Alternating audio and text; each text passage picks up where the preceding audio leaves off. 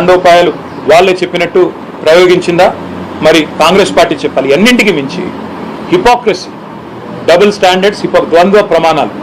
ఏ కాంగ్రెస్ అయితే నీతివంతమైన మాటలు మాట్లాడుతుంది, రాజ్యాంగాన్ని చూపెడుతుందో వారికి మేము గుర్తు చేయాల్సిన అవసరం ఉంది.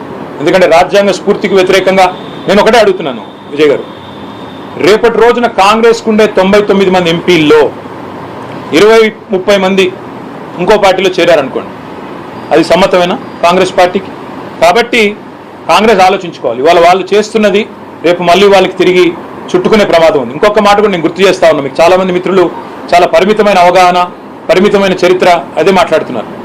అసలు ఈ తెలంగాణలో ఈ ఫిరాయింపుల ఫర్వానికి శ్రీకారం చుట్టింది ఎవరండి? 2004లో రాజశేఖర రెడ్డి గారు కాదా? 2004లో టీఆర్ఎస్కి 26 మంది ఎమ్మెల్యేలు పొత్తులో గెలిస్తే 10 మంది ఎమ్మెల్యేలు తీసుకొని పోయింది ఎవరు? మొదలు పెట్టింది కాంగ్రెస్. ఆ రోజు తీసుకున్నది వాళ్ళు 10 మందిని. నేనేమంటున్నా అంటే చరిత్ర అంటూ తవ్వుకుంటూ పోతే కాంగ్రెస్ చేసిన ఘాతకాలు ఎవరు చేయలేదు. ఇప్పుడు నేను అనేదల్లా ఒక్కటే, ఇది రాజ్యాంగబద్ధం కాదు, చట్టబద్ధం కాదు. కాబట్టి వాళ్ళని అనర్హులుగా ప్రకటించాలని మేము డిమాండ్ చేస్తున్నాం. స్పీకర్ గారు నిర్ణయం తీసుకుంటారని ఆశిస్తున్నాం. తీసుకోకపోతే ఇతర వేదికలు తప్పకుండా ఎక్స్ప్లోర్ చేస్తాం, న్యాయం దొరికే వరకు పోరాటం. ఎలక్షన్ కమిషన్ కూడా తప్పకుండా కలుస్తాం. ఎందుకంటే ఎలక్షన్ కమిషన్ ఆనాడు వాళ్ళ అఫిడవిట్ కూడా ఇస్తారు. అఫిడవిట్లో స్పష్టంగా ఏ పార్టీ మీద పోటీ చేస్తున్నాం అనేది రాసి ఉంటుంది. ఇవాళ ఏ పార్టీలో ఉన్నారో కూడా వాళ్ళు చూడాలి. న్యాయ వ్యవస్థలు, రాజ్యాంగబద్ధమైన సంస్థలు తప్పకుండా సంస్కరణలు కూడా రావాల్సిన అవసరం ఉంది. ఎవరు ఫిరాయించినా వెంటనే అనర్హులుగా కావాలి అని కాంగ్రెస్ ఏదైతే న్యాయపత్రంలో చెప్పిందో అది అమలు కావాలని మేము కోరుతాం. Thank you.